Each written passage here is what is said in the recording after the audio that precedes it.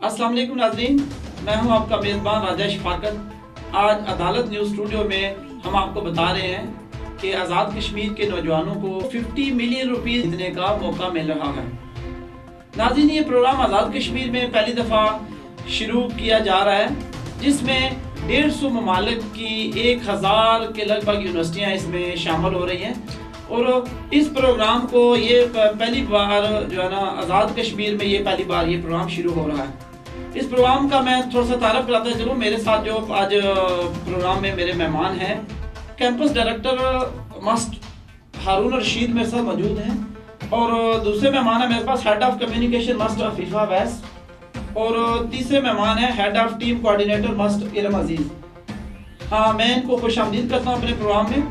सबसे पहले मैं क्वेश्चन करूँगा इरम से कि ये हमें बताएंगी कि असल में ये प्रोग्राम क्या है। हल्ट प्राइज़ बेसिकली एक ऑर्गेनाइजेशन है, पूरी दुनिया के ब्रिलियंट और एफिशिएंट स्टूडेंट्स की एक ऑर्गेनाइजेशन है, और इन स्टूडेंट्स को हर साल एक प्रेसिंग चैलेंजिंग इशू दिया जाता है, और उस इशू के बारे में वो अपना आइडिया देते हैं, और फिर इस हल्ट प्राइज़ के डिफरेंट राउंड्स होते हैं, और उसमें जो एफिशिएंट स्टूडेंट्स होते हैं यूनिवर्सिटी के, वो उस आइडिया या उस इशू के ऊपर अपने डिफरेंट आइडियाज़ देते हैं, और फिर जो भी स्टूडेंट फाइनल राउंड में विन करता है, या जो भी टीम फाइनल राउंड में विन करती है, उसको फिर $50 मिलियन मिलते हैं। जी हारून, आप हमें ये बताएं कि इसमें शामिल होने का तरीकाकार क्या है। जी, बिस्मिल्लाहिर्रहमानिर्रहीम। इस प्रोग्राम में शामिल होने का बहुत ही ईजी मेथड है। हमारे पास एक वेबसाइट बनी हुई है, वहाँ पे जाके आप अपने आप को ऑनलाइन रजिस्टर्ड कर सकते हैं। ऑनलाइन रजिस्टर करने के बाद ये 18 नवंबर तक आप अपने आप को रजिस्टर कर सकते हैं। फिर 2 दिसंबर को जजेस के सामने हमारा ऑन कैंपस फाइनल इवेंट होगा, उसमें आप अपने आइडियाज़ को रिप्रेजेंट करेंगे।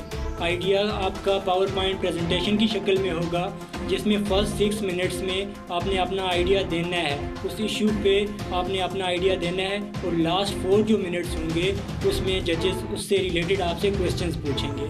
तो जो भी टीम यहाँ से विन करेगी वो रीजनल के लिए यहाँ से क्वालिफाई कर जाएगी। जी अफीफ़ा, आपकी तरफ आता हूँ। आप हमें ये बताएं कि जो इसमें स्टूडेंट हिस्सा क्यों लेंगे, और जजेस कौन होंगे, और उनकी तफसीलात क्या हैं। Thank you, Ishfaq, for having me in the show. Making my answer less intricate, I'll go stepwise. If you're having ability, creative and innovative ideas, and you're not only given a platform, proper platform, animated and penetrative platform, but you are going to be paid with a handsome amount of money. Yes, the Hult Prize venture is bringing you that great opportunity, in which you're going to have a great opportunity not only to nurture your abilities, but to further enhance your capacity building. In fact, I believe the Hult Prize helps you in a myriad way. It resparks and renews your entrepreneur personality. It also gives the myriad ideas about the job creating. That means the problem of joblessness is going to be full-rack, and I would shun accepting it that this is one of the major problems that we face here in not only Azad Kashmir, but in the whole in Pakistan. Then further, a student is having a great opportunity to represent the city, the country, the very institute on the national, international levels. Further, if you're lucky enough to win this competition and to make it to the finals of the national level, you're gonna get a certificate which is signed by the UNO's the president.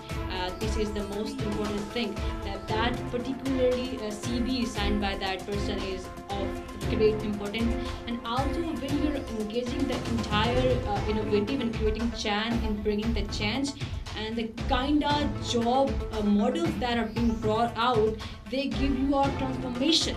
So I believe this is the great opportunity. Secondly, who can participate? If you're akin to the must, that is Mirpur University of Science and Technology, by any way, that means you're enrolling any sort of major subject or a department, you can take part in it. Come and join us in the venture. And as far as the group of judgmental panel is being concerned, this is going to be an agglomeration of the eminent business, not only from Pakistan, from the Mirpur and the near areas, and also few doctors in the respective subjects from us are going to judge you. You're going to speak out, and they are going to make us select the best team out of you. So this is going to happen. जी हारून, आप हमें बताएं कि इस साल का challenge क्या है आपके इस प्रोग्राम में? इस साल का चैलेंज पाकिस्तान की करंट सिचुएशंस और कश्मीर की सिचुएशन से रिलेटेड है। इस साल का जो चैलेंज है वो हमें ये मिला हुआ है कि how to create a venture that give 10,000 meaningful jobs to youth in next decade.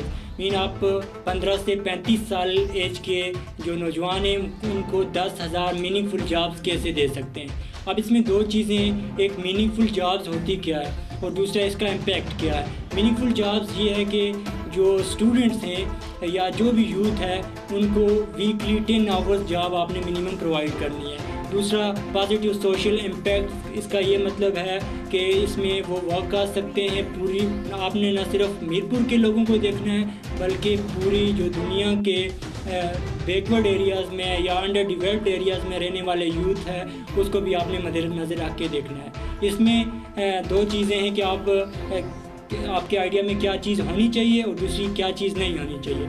First of all, आप अपने आइडियाज़ में ये नहीं कह सकते कि बहुत ज़्यादा डिग्रीज हम प्रोवाइड करेंगे, हायर एजुकेशन देंगे तो ये इशू सॉल्व हो जाएगा। ऐसे ये इशू सॉल्व नहीं होगा, क्योंकि जो यूएस और डिफरेंट यूरोपियन कंट्रीज़ हैं उनमें जो हायर एजुकेशन हासिल करना बहुत ज़्यादा एक्सपेंसिव है। स्टूडेंट्स फर्स्ट 2 सेमेस्टर के बाद ही वहाँ से छोड़ देते हैं क्योंकि वहाँ पे एजुकेशन बहुत ज़्यादा एक्सपेंसिव है।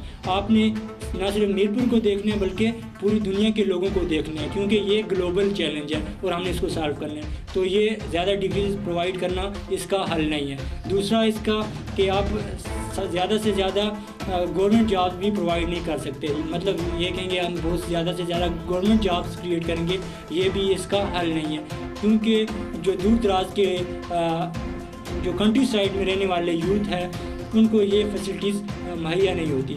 तीसरा ये है कि आप बहुत ज़्यादा एक्सीलरेटर सिर्फ अर्बन एरियाज़ में क्रिएट नहीं कर सकते। आप कहेंगे हम शहरों में इतने ज़्यादा एक्सीलरेटर, इतनी कंपनीज हम क्रिएट करेंगे जिससे यूथ को जॉब मिल जाएगी। ये नहीं होना चाहिए, क्योंकि हमने पूरी दुनिया के यूथ को देखना है। कुछ स्टूडेंट्स कंट्री साइड में पहाड़ी इलाकों में रहते हैं जहाँ से वो शहरों की तरफ नहीं आ सकते, तो हमने उनको भी देखना है कि वहाँ पे उसी इलाके में रहते हुए उनको जॉब्स देनी है। चाहे वो साउथ अफ्रीका का है, नाइजीरिया का है, वो आज़ाद कश्मीर में नीलों वैली से या गिलगित बल्तिस्तान से, सवात से रहने वाले स्टूडेंट्स हैं, उनको भी हमने जॉब प्रोवाइड करनी है। तो अब ये होगी कौन सी चीज़ें इंक्लूड नहीं करनी। अब कौन सी चीज़ें इंक्लूड करनी है इसमें कि वहाँ से लर्निंग हो सके, वहाँ मैचिंग हो सके। मैचिंग की एक एग्जांपल ये है कि जैसे ईबे पे, अपवर्क पे, अमेज़ॉन पे या करीम और लिव जो पाकिस्तान में चल रही हैं, वहाँ पे जो सेलर्स और क्लाइंट का आपस में लिंक होता है वो लिंक क्रिएट होना चाहिए। मीनिंग ये वहाँ से लर्न भी कर सकें यूथ, वहाँ पे मैचिंग भी होनी चाहिए। जी इरम, आप ये बताएं कि इस प्रोग्राम के बैक एंड पे कौन है? थोड़ी सी तफसीलात हॉल्ट प्राइज़ बेसिकली 2010 में इसको इस्टेब्लिश किया था अहमद अशर ने, और वर्डलिन हल्ट ने इसको जो है वो इसके फाउंडर और CEO हैं।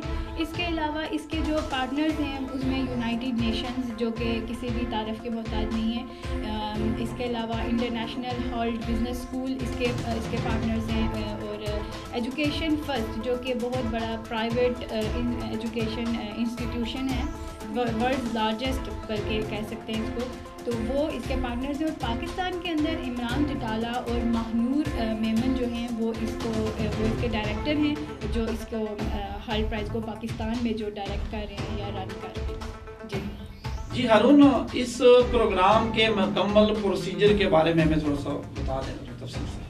अच्छा, यूनिवर्सिटी का इसके 4 स्टेप्स होते हैं। ऑन कैंपस तो मैंने आपको बता दिया कि कैसे रजिस्टर कर सकते हैं, और यहाँ से जो टीम विन करेगी वो रीजनल के लिए क्वालिफाई करेगी। Regional 25 different cities around the world होगा, तो वहाँ पे आप मैक्सिको सेलेक्ट कर सकते हैं, Shanghai, Abu Dhabi, different cities में आप कर सकते हैं। वहाँ से टॉप 50 टीम्स जो होंगी वो एक्सीलरेटर के लिए क्वालिफाई करेंगी। एक्सीलरेटर यूके में डिफरेंट कैसेस में होगा, जहाँ पे 25,000 different entrepreneurs, mentors, guiders, trainers आपको ट्रेन करेंगे। 2 महीने आपने वहाँ पे रहना होगा। वहाँ पे आपने डिफरेंट ट्रेनिंग सेशंस अटेंड करने होंगे, वहाँ पे डिफरेंट गेम्स और इस तरह के सेशंस होंगे जो आपने अटेंड करने होंगे। आपने मतलब वहाँ रहने के साथ साथ एंजॉय भी करना होगा। उसके बाद लास्ट पे वहाँ पे फिर आपने उसी आइडिया को दोबारा रिप्रेजेंट करना है, क्योंकि जो ट्रेनर्स होंगे वो आपके रफ़ आइडियाज़ को रियलिटी में कन्वर्ट करने के लिए आपको गाइड करेंगे। उसके बाद जब आप दोबारा पिच कर लेंगे तो वहाँ से जो टॉप 6 टीम्स होंगी वो यूनाइटेड नेशंस में जो ग्लोबल फाइनल्स होंगे उनके लिए वो क्वालिफाई करेंगे। जो ग्लोबल फाइनल होगा वो यूनाइटेड नेशन के हेड क्वार्टर में होगा न्यूयॉर्क में।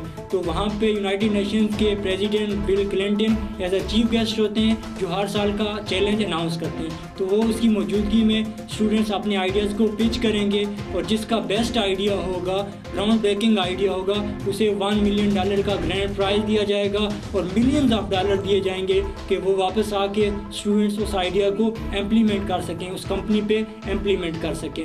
और जो रनर्स होंगे उन्हें भी बहुत ज़्यादा अवार्ड से नवाजा जाएगा। अफीफ़ा, आप ये बताएं कि इस प्रोग्राम के मतलब थोड़ा सा बताएं कि इसमें आपको क्या क्या मुश्किलात पेश आ रही हैं? Well, whenever you're bringing about some huge project out, as we are bringing out the first prize, first time in Mirpur, you're always hurdled by the paucity of few factors. In our case, we are going well, but the problem that we are being faced by is the paucity of funding. We need funding. It seems to be a deficient project. We need sponsors to be with us to make a proper funding for it, because we want this project to be known not only locally but at the national level as well. So I believe funding is the main problem that we are being faced with. जी ये बताएं कि sponsor की ज़रूरत क्यों महसूस हो रही है आपको? स्पॉन्सर, जैसा कि आपको अभी अफीफ़ा ने बताया कि जब भी हम कोई इवेंट करवाते हैं तो उसमें हमको डिफरेंट हर्डल्स जाहिर सी बातें फेस करनी पड़ती है, लेकिन इस इवेंट में हमें स्पॉन्सर की इसलिए ज़रूरत है ताकि हम जो है इस इवेंट को सक्सेसफुल बना सकें। हमें फ़ंडिंग की ज़रूरत है। बेसिकली फ़ंडिंग की ज़रूरत क्यों है? हमें फ़ंडिंग की ज़रूरत इसलिए है ताकि जो हम अपने इस हल्ट इवेंट के जो हम एडवर्टाइजमेंट कर रहे हैं उसके लिए हमें जाहिर सी बात है फ़ंडिंग की ज़रूरत है। इसके अलावा हमारी जो टीम है वो टीम इंशाल्लाह जब विन करेगी कैंपस लेवल से, जो आगे जाएगी, इंशाल्लाह हमारी एक टीम ज़रूर आगे रीजनल लेवल तक जाएगी। तो उस टीम के ट्रैवलिंग कॉस्ट जो है वो उसके लिए हमें फ़ंडिंग की ज़रूरत है। तो बेसिकली स्पॉन्सर्स की ज़रूरत हमें फ़ंडिंग के लिए, ताकि जो हमारी फाइनेंशियल हमारे जो मुश्किलात हैं वो सॉल्व हो सकें, इसलिए हमें स्पॉन्सर्स की ज़रूरत है।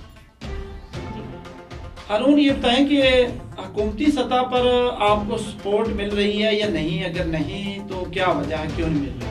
जी, जो इंटरनेशनल सतह पे भी हमें सपोर्ट किया जा सकता था और हुकूमती सतह पे भी किया जा सकता था, लेकिन हमें नहीं किया जा रहा। आपको पता है कि यूनाइटेड नेशन के पास बहुत ज़्यादा फ़ंड है, वो हमें सपोर्ट कर सकती है, लेकिन उनका बैकएंड पे जो मकसद है वो हमें लीडर बनाना है। लीडर कैसे बन सकते हैं? लीडर्स की जैसे आपको पता है क्वालिटी होती है कि वो रिस्क लेता है या वो डिफरेंट फंड राइजिंग के कैंपेन चलाता है, फंड राइज करता है, एंटरप्रेन्योर्स होता है।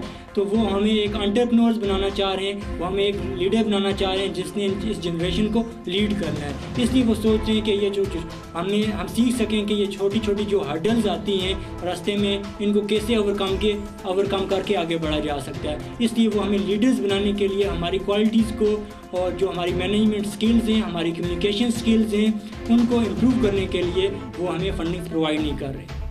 अफीफ़ा, आप ये बताएं कि स्पॉन्सर जो है वो आपको क्यों सपोर्ट करेगा और उसको क्या फ़ायदा होगा इस चीज़ का? Okay, now I'll explain to you the linchpin. Hult Prize and a particular very sponsor, they are akin to each other. You can say they will be working on the mutualism. They will be working on the parallel levels. Like, why would a sponsor come to work with a Hult Prize? As far as this answer is concerned, what a sponsor is going to be a particular brand. It might be any clothing brand, it might be any eatable or a potable or any group of media that is going to be attached with us. What a sponsor needs is its advertisement. When that very sponsor is gonna work with us, regional level, it's going to be a huge level, it's going to get advertisement. That is what a sponsor requires. And then even if our team is going to qualify for the national and the international levels, our sponsor is going to move and it's going to be used as a tag of our team. Then icing on the cake, if our team wins, inshallah, that we are trying to make it possible. If our team wins, then the prize money and then the money that we will get for the project, we can start a mutual work with that sponsor, and working together will definitely not only benefits the sponsor but the team who's gonna win out. Ji Haroon, programme का आखिरी question मैं आपसे करता हूँ कि sponsor जो है, अगर वो स्पॉन्सर आप रब्ता करेंगे स्पॉन्सर से या स्पॉन्सर आपसे रब्ता करेगा, तो अगर वो कोई रब्ता करना चाहे तो उसका क्या तरीकाकार है, कोई आप थोड़ा सा तफसील से बता दें ताकि रब्ता करने वालों को आसानी रहे। स्पॉन्सर्स के लिए आज से हमने डिफरेंट कॉन्टैक्ट्स लिस्ट ली है और हम रब्ता करने की कोशिश कर रहे हैं। हमने कुछ कॉन्टैक्ट्स किए भी हैं, और जो लोग मैं समझता हूँ कि हमारे साथ कांटेक्ट करना चाह रहे हैं, जो हमें स्पॉन्सर्स करना चाह रहे हैं, तो उसमें यह है कि वो मेरे नंबर पे जो 0312584948 इस पर कांटेक्ट कर सकते हैं। हमारी वेबसाइट है, वहाँ पे वो हमसे कांटेक्ट कर सकते हैं, या फिर वो अदालत ग्रुप ऑफ मीडिया जो है इनके साथ कांटेक्ट कर सकते हैं। ये फर्दर हमारे साथ आगे फॉरवर्ड कर देंगे। और मैं समझता हूँ कि जो स्पॉन्सर्स हैं उन्हें हमें सपोर्ट करना चाहिए, क्योंकि हम उनकी यूथ हैं, उनके जनरेशन एक तरह के पौधे जो कह सकते हैं वो हैं। वो अगर हमें सपोर्ट करेंगे तो हम उनके सिटी को, अपने कंट्री को और अपनी यूनिवर्सिटी को न सिर्फ नेशनल बल्कि इंटरनेशनल सतह पर हम प्रेजेंट कर सकते हैं। और ये जो उनके लगाया हुआ पौधा होगा, ये जो पूरी आने वाली जनरेशन होगी उसके लिए फ्रूटफुल होगा। जी नाज़रीन, आज के प्रोग्राम में मेरे साथ मेहमान थे हारून रशीद, अफीफ़ा अवैस और इरम अजीज़। बड़ी अच्छी बातें हुई इन्होंने और नौजवानों के लिए बड़े अच्छे पैगाम भी थे। और जो ये प्रोग्राम शुरू कर रहे हैं, यकीनन आज़ाद कश्मीर के नौजवान जो है उनमें बड़ा टैलेंटेड हैं ये लोग बहुत। और यकीनन ये जो जिस प्रोग्राम को लेकर आगे जा रहे हैं, इसमें नौजवान जो इनसे रब्ता करेंगे, जो तमाम पूरी दुनिया के साथ इनके रवाबत होंगे, यकीनन जिस तरह ये मेहनत कर रहे हैं, और अल्लाह पाक इनको इसमें कामयाबी देगा। इजाज़त दीजिए, अल्लाह हाफ़िज़।